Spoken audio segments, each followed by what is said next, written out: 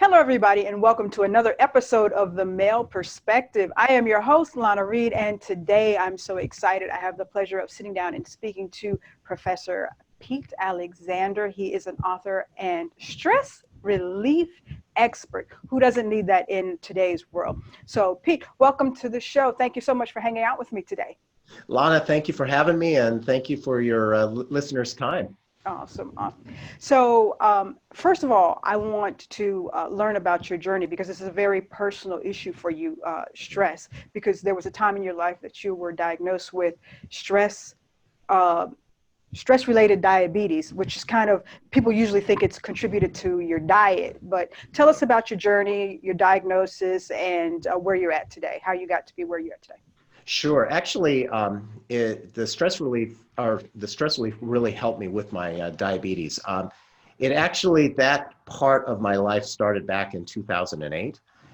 It was a perfect storm of stressful activities. If you can imagine, being both that emotional and mental feeling of being completely overwhelmed. That's what happened to me.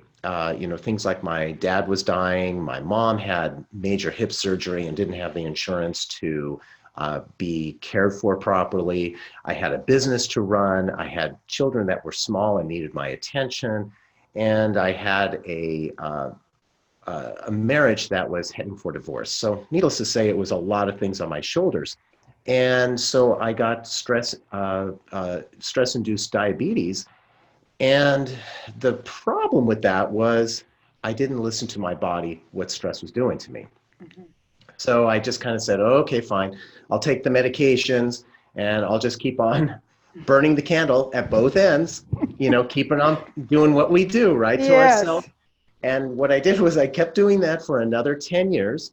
And then all of a sudden, I ended up in the emergency room with a severe case of diabetic ketoacidosis. And for your listeners who don't know what that is, basically my body was eating itself alive because of my stress. Mm. Needless to say, that was an epiphany moment for me. And so I knew I had to change.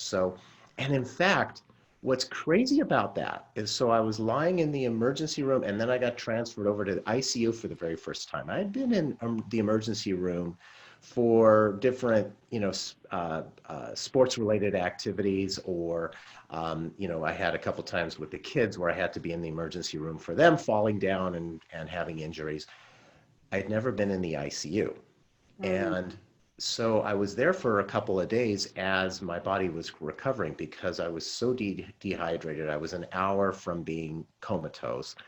And so I remember it was a Tuesday morning and I'm in ICU and all I have is my phone.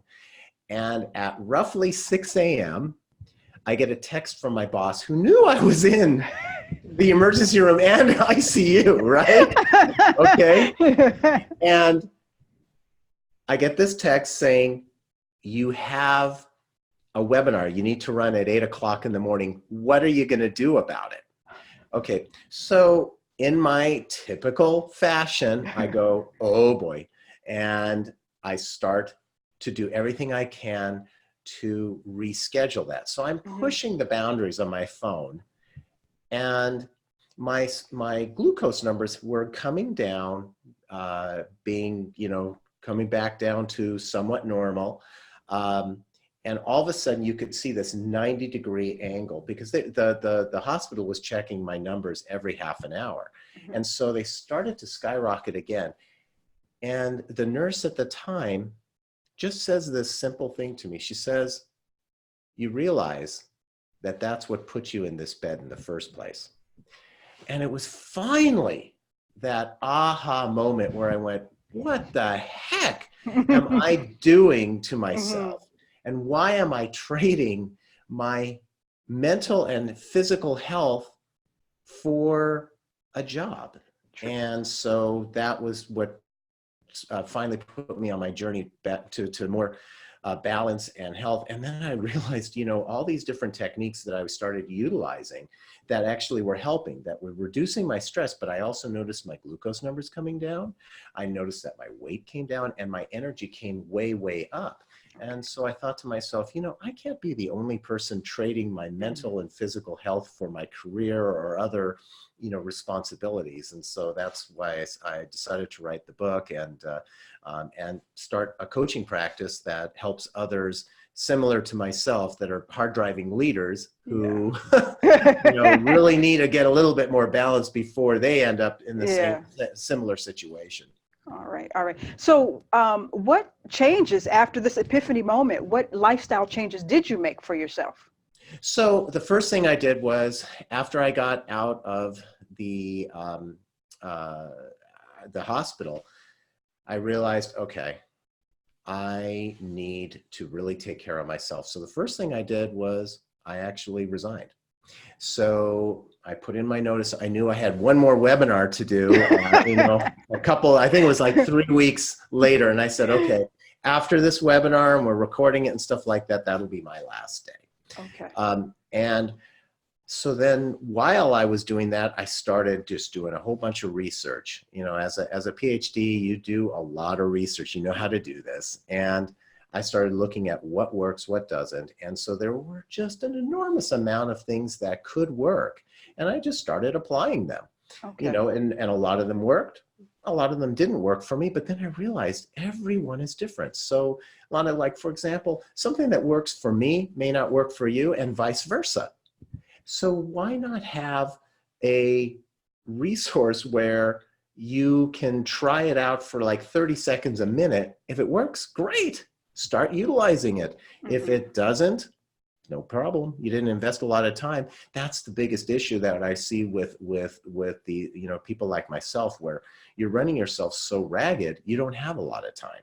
So you don't have the opportunity to spend listening to or reading a book that's 200 to 300 pages just on meditation or on yoga, right?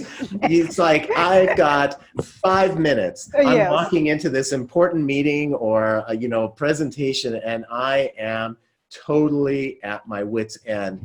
What can I try to give myself a little bit of relief? And that wasn't out there. And so this is why it's been successful. And so these different techniques, as simple as, taking a couple deep breaths. I mean, as dumb as that might sound, and as well, duh, do it, right? We don't do it. We'd rather just go and walk into that meeting and stuff. You take a couple deep breaths, or you just become more present. Or another one, and this has been a huge one for me and for a lot of my clients, is you detox from your electronic leash, right? So the thing that you can do is, if you think about it with that phone, back in the days when we first got it, I thought, how great, I can check my email on the weekend, right? And so I remember being on a hike and sitting there at the lunch break and thinking, wow, this is great. I can reply back to it and stuff. And then I realized now later, it's like you never disconnect. Yeah. And so when you are checking your work emails or your texts or your voicemails at night or on the weekends or on your vacation, what happens is you don't give your mind or your body that opportunity to recharge. And when you don't do that, you haven't stopped working. Okay. And that's a real problem. So I have clients who said, well, for me, I used to, with the kids, I used to go camping. And because usually at the campsites, you wouldn't get any Wi-Fi or very little signal. So, you go through that detox and say, oh my God. But then you realize the next day, you know what? The world didn't end. That's right. And, but there's some people who say, I just can't take, a day or two to do that. Okay, fine. Take a few hours. And so one of the easiest ways to do that is if you go to the movies or you go to the spa, where you're going to take a couple hours for yourself, leave the phone in your car. I mean, out of the way so nobody sees it. Leave it in your car, because think about it. If you are at the movies, what are you going to do? You're going to be sitting there on your phone, blah, blah, blah. And then all of a sudden, you're going to get a text or something and you're going to be disconnected from that movie or disconnected from that person that you're going to the movies with. You're not present. Or at dinner, Oh, I can't stand. right? Yes, How many times yes. have you looked at that And where everybody's on. everybody's on their phone? Well, why did you go out to dinner? Other than to get the food. It's like, Yes. right, exactly. Leave it in the car for a couple hours. The spa, we have that locker, right? Well, okay, Mm. so you go and you have whatever treatment or massage, and then maybe you're going to go to, the sauna or something like that. What happens is as you're transitioning between that and whatever activity it is in the spa that you're going to do, you go to the locker, and all of a sudden then you're starting to check your phone again. And you are not disconnecting. If your phone is sitting in your car, it's not in your locker, then actually you are having a disconnect that is healthy. So that is just a simple thing that we can do because all of us are connected to that phone, that electronic leash. And so it's very simple to just get away from it for a couple hours. And definitely one of the things that you should not do is have yourself checking those messages right before bed. You're lying in bed and you're just sitting there and going, oh gosh, I got to do this, I got to do that, or checking the latest feed on the social media. Oh, yes. The problem is you're wiring your brain and you're teaching yourself to that when you're lying down in bed, it's not time to sleep. It is, oh, I got to just go ahead and scroll through the latest stuff. It is not healthy. Yeah, I was listening to something a couple of days ago, and it says we spend 7 hours a day just scrolling. Like, we have wonderful thumb muscles, but we spend hours a day scrolling. But you brought up a couple of points I want to touch on. I was having this conversation with a teenager the other day, and the serious generation gap. But she says, the quote she said to me was, I'm so stressed, I can't get the new iPhone. And she's holding the latest version iPhone in her hand, but she's so stressed that she can't get the new iPhone. And I was like, I don't think that's what stress is. Exactly. So, but some of us in reality, we're functioning on a day-to-day at a level, but we don't really know that we're functioning at a stress level. What are some things that we can kind of tune in to say, what, we might need to disconnect? I'm kind of pushing the edge here. I'm on the edge. Are there some kind of clues that we can look at in our day-to-day? Like, we might be doing a little bit too much here. We don't want to end up in the hospital like Pete. Yeah. So it's a good thing. First and foremost, you got to listen to your body. Okay. And so if you notice that more and more, all of a sudden you're getting more headaches, or you are getting more tension in your shoulders or in your back, or you notice that you're having more and more issues with your stomach. Your stomach is getting more of those feelings like, oh, I'm not feeling good, or you're getting these issues that normally you wouldn't get. Well, guess what? That is telling you something. Your body is going to be the first one to tell you. And this is the crazy thing. We think back about how it was back in the Stone Age, that fight or flight where, our bodies were designed to deal with a saber-toothed tiger or a T-Rex, right? And it was a short-term stress, right? Exactly. You're either going to fight it with your spear or you're going to run like hell, right? And your body is designed for that. Well, guess what? Nowadays, what we're having is not that physical encounter, but more about it being mental. So we are doing it to ourselves. That is the problem. We all know that stress is mental, but we're doing it to ourselves. It's self-induced. So let's say that when you have an encounter with somebody, especially like an authority figure or somebody in your family that is really getting to us, well, guess what? We have control over that. We have control over ourselves. So when you start getting those physical issues, you really need to take note of that, because if you do not take note of that. It'll happen like me, or, I've had friends and other coworkers who have ended up in the hospital because what we do is we allow the adrenaline and that cortisol to continuously go into our bodies over and over and over again because of those mental encounters without dealing with them. And over time, your body is going to break down. It's just as simple. Sadly, I had a longtime friend, my friend Ken, who I talk about in the book. He and I, we met in high school. We were friends for 30 years.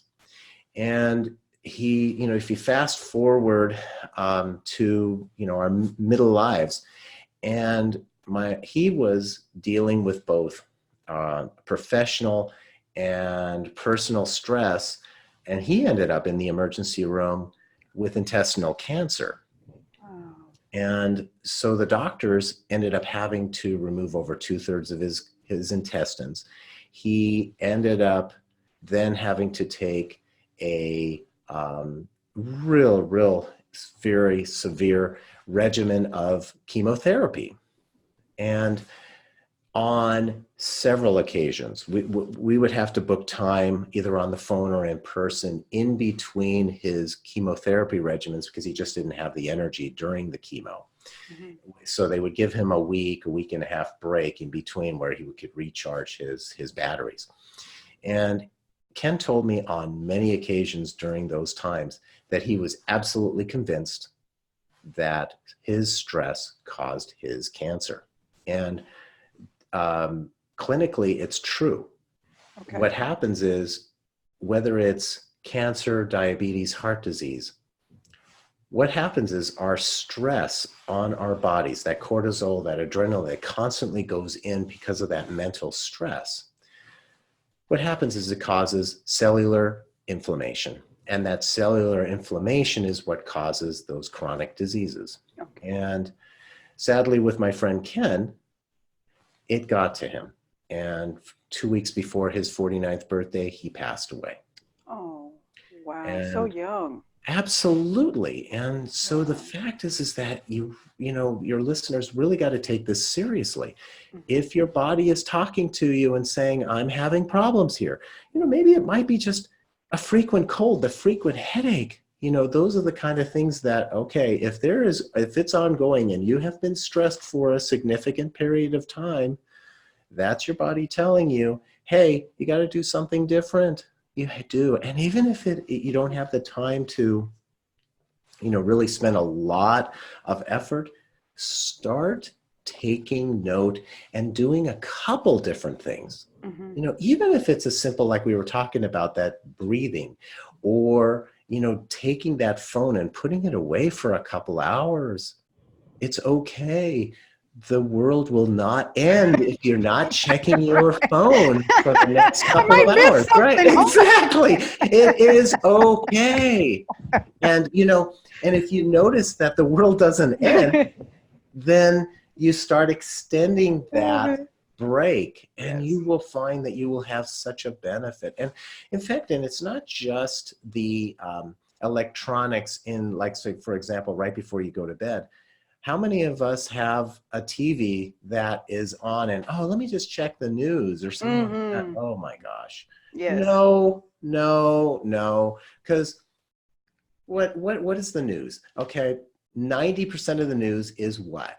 It's negative. It's negative. Yes. Exactly. Because that, I've got a marketing background, and I will, pull the curtain behind the wizard of marketing. But guess what? Negative sells advertising. Yes. It really does on the news. So, you've got to get away from that. And unfortunately, on our social media feeds too, what is so much of that? It's negative. It's negative. Yeah. So there was something, listening to you talk, so there was really something behind back in our generation, our day, when the TV went off at 11 or 12 o'clock, right? Yep. You remember that when it was on the bars? Yes. Yeah, so, your younger listeners are going to say, what? but it was actually helping us shut down, rest, rejuvenate for the next day, so, Mhm.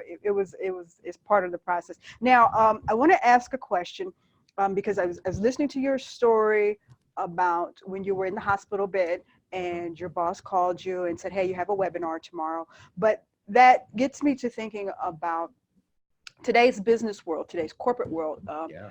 There's a constant unspoken push, push, push, drive, drive, drive. You got to Right. perform, you got to perform, you got to perform. But on the other hand, there's tons of research out there that says if you give your workers opportunity during the day to decompress, to provide a less stressful environment, that you have higher performance, you have less call outs, you have higher employee morale. So, but it seems like big business is not realizing that because they're pushing, pushing, pushing Right. their workforce. So is there some way that we can kind of balance it out where we're not all walking around like I got to go to, because I got to pay the rent, or the mortgage, I got to Yep. get to, so how do we get everybody on the same page, or can we? Yeah, well, one thing to look at it from a high level is whether you are a CEO or you're a manager or you are just a project person, the worker bee and stuff like that. The bottom line is that dead person is not rarely going to make their numbers. So that's the thing. Okay. So it doesn't do you any good if you are in the hospital bed or you are sadly, in the morgue. You Hmm. are not going to make those numbers if you don't have your health. So Okay. that's the critical aspect that you have to think about.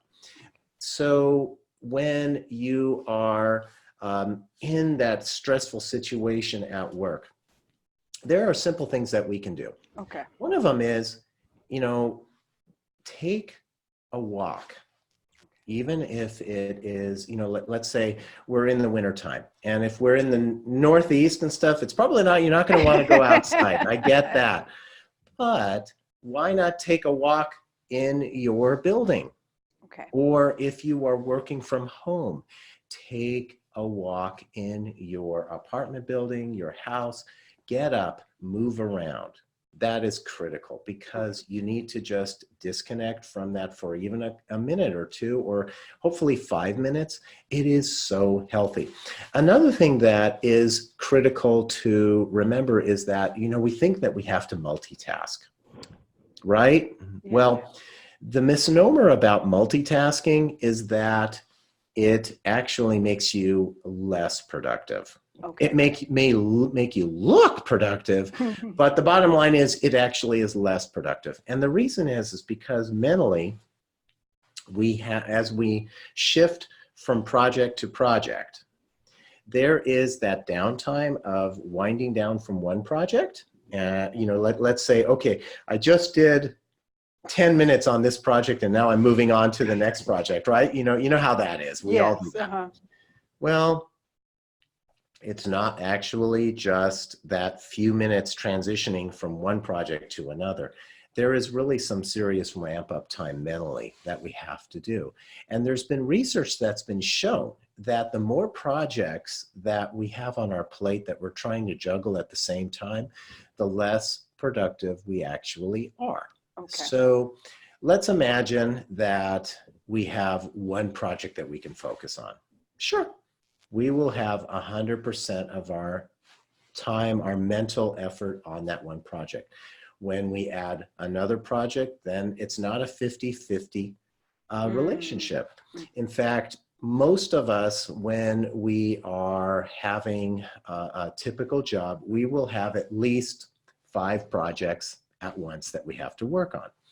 Well, the crazy thing is when we look at the ramping down, ramping up, the distractions that happen between the projects, what we get on a day-to-day basis, when we look at something that we're working on and we have 5 projects, the crazy thing is from the ramp down, the ramp up, it ends up being that we only have really 20% of our true mental effort that can be worked on those projects. Now, if we do simple math Mm-hmm. and we break that 20% up into 5 projects, what is that? Wow. 4% Wow. of our mental effort is actually working on each one of those projects.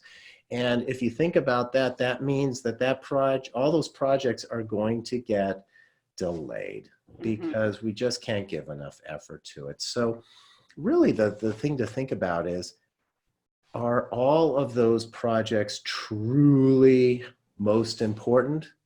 If we prioritize and we say, okay, which one is the one that is going to give us the biggest bang for the buck? Okay. That's the one that take as much effort as possible to get that one done first. Okay. That's really how to do it. And if you can do that and really focus on only 1 or 2 projects at once, you know, with that multitasking, you'll be much, much more efficient. You will actually get a lot more done, because when we don't get a good quality work done, you know, it eats at us too. And so that's just yet another stress that we do to ourselves. I could have did better. I knew I could have. That wasn't my best. I knew I could have did better. I could have did better. Oh yeah, we are our own worst enemy. Yes, indeed. Always, it's that inner critic. Yes, indeed. So I want to talk about your book. Let's see here. We've got Lighten Your Day, Fast, Easy, and Effective Stress Relief for When We're on the Internet. Shit happens. When shit happens. So the book uses a model called the Lighten model. So could you break that down for the audience and let them know what that is? Sure. So it's an acronym, and it stands for the 7 areas of our life that give us the most stress. So L stands for our livelihood or our career. So we were just talking about that, and that's where we generate, you know, our money, right? So the crazy thing is that most of us will spend more time in our careers than just about anything else. And those of us that have workaholic tendencies, well, we will spend more time working than actually sleeping. So, you know, so we really need to have some techniques that can help us to get by and keep some balance there. So that's the L. I stands for imagination, or our conscious mind. That, you know, we were talking just briefly about, just a moment ago, about our inner critic. That is where our inner critic is, but it's also where our creativity lives. So it helps us to come up with some creative ways to be able to deal with stressful situations. So then you have the G, and the G I call the genius, your unconscious mind. That is the 95% of your brain that is actually working and is being your autopilot. So if people think about, oh, well, you know, our unconscious mind doesn't really do much. Well, guess what? How many of us have gotten in the car and driven somewhere? I kind of remember no recollection of getting there, right? Well, guess what? That was our unconscious mind driving. Okay, so turned left, went through 3 stop signs. I don't remember any of it. Exactly. That was your unconscious mind taking care of you. Okay. But it is also where our habits are formed. It is where our perception of the world is, and it is where real change happens. So that our unconscious mind is really important. The H for lighten stands for our health. You know, of course, why I started doing this in the first place, because you absolutely have to take care of your physical health, because if you don't have your physical health, honestly, nothing else matters. And if anyone thinks about that, well, guess what? If you ever have had that really bad flu, think about that. Do you feel like you want to do anything else other than lie in bed? No, me neither. So your health is critical. Then you think about T, the time. We were just talking about that earlier. Time is critical. So you absolutely have to make the most of it, because once time, you know, that time is an asset that once it's used, it's gone forever. And then E stands for your environment. Your environment must absolutely support your stress relief efforts, whether it's at work, at home, or at school, etc. And finally is the N stands for network of relationships. the people in your life matter. So Okay. if you do not give when you're stressed, think about this. You have less patience, less empathy for the people around you, especially the people who matter most. So it's so critical to really make sure that the network of relationships is in alignment with all other areas of your life that Right. where you get stressed. So that's where the Lighten model comes in. And Okay. so it's so the tips in the book and what I do on my weekly blog all focus on one of those areas so that you can get balance. Like, oh, I like that. I Isn't like that that. nice? Yeah. So if you That have is balance, beautiful. you lighten your day. Yes, You I like lighten your day. that. I like that. That is cool. That is cool. Now, you also, one of the things that you do is stress relief coaching services. You offer I that. do. I So, do. is that just for leadership, or is that for mom and that's got newborns and she can't handle it all?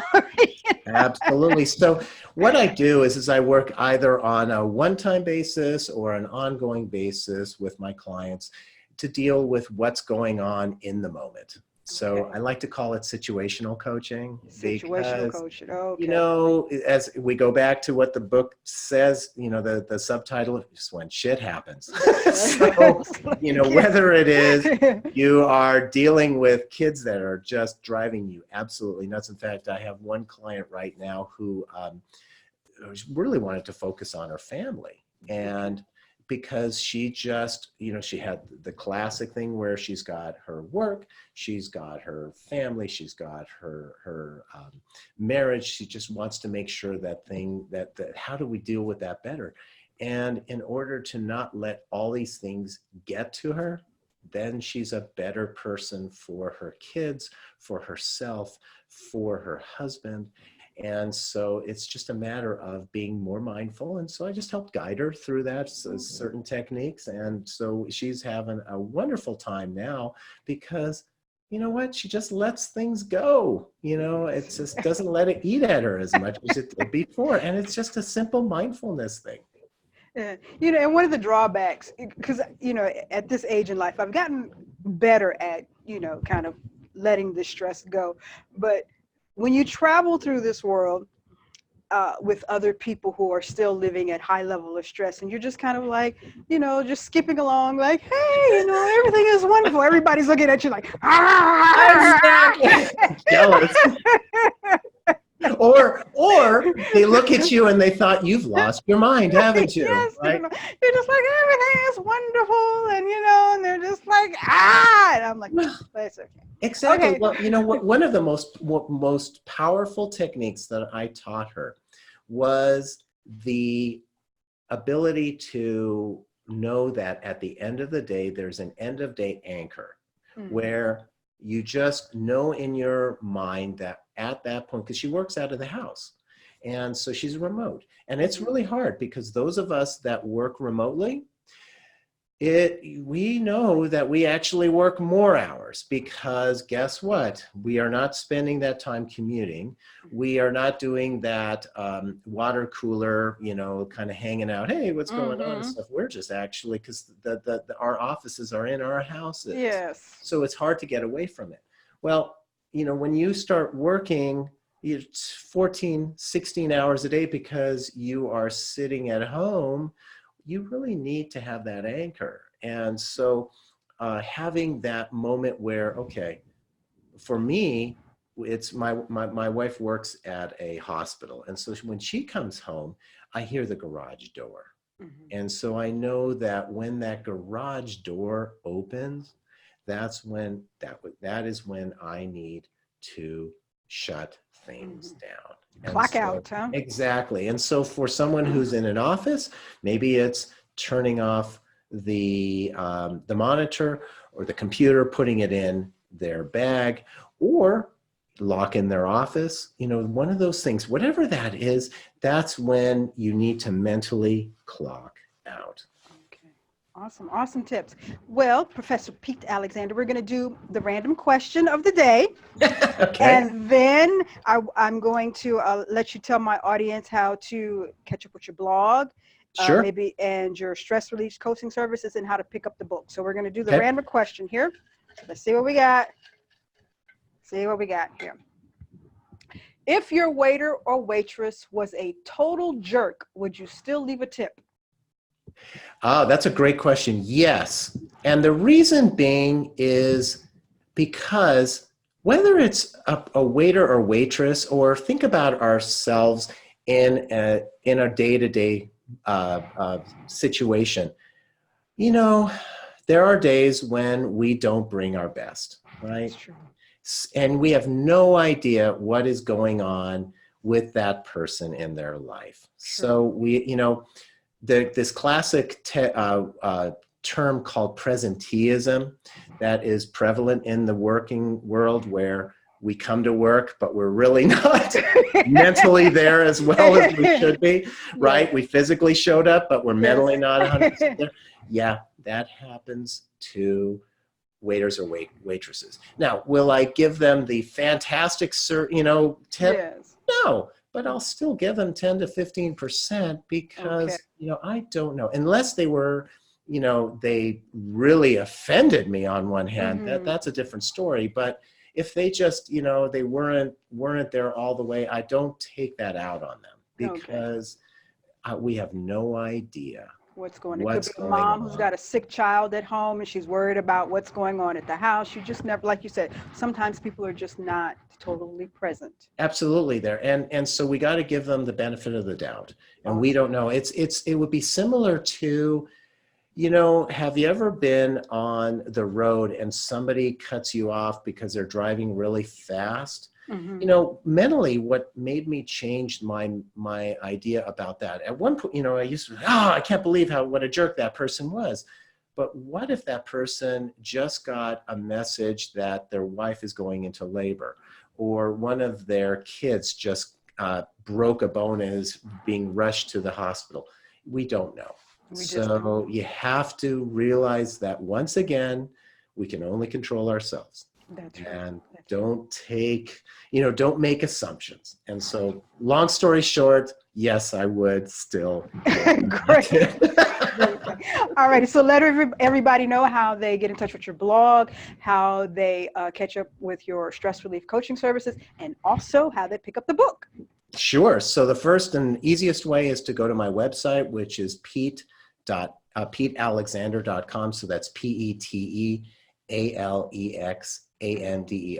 And so my weekly blog is a video blog, and it takes a tip and describes it from the book. If they'd like the book, the easiest way is to go to the website. I have the links to the Amazon, both the Kindle, the audiobook, the printed book. They can also order it directly from my website, and I can sign it for them if they'd like. It takes a little longer than the Amazon version because, you guess what? If I'm signing it, I'm actually putting it in the envelope and mailing it as well. So that's how they can do it the easiest way. So. Okay, awesome, awesome. Well, Professor Pete Alexander, I really enjoyed spending my day with you. Like you mentioned earlier, time is a precious gift. Once we give it, we can't give it back. So I appreciate you taking this time to be with me today and share with my audience. I had a wonderful, wonderful time. Thank you. Lana, I really appreciate your time as well, and the time of your audience. So I just hope that they take the effort to do even one or two simple tips that will benefit them in the long run. If we can just get to putting that phone down for a little while, I think that will help everybody out. Yeah, everybody can relate to that, can't they? Yes, they can. All righty. So that is it for this episode of The Male Perspective. I will see everybody next time.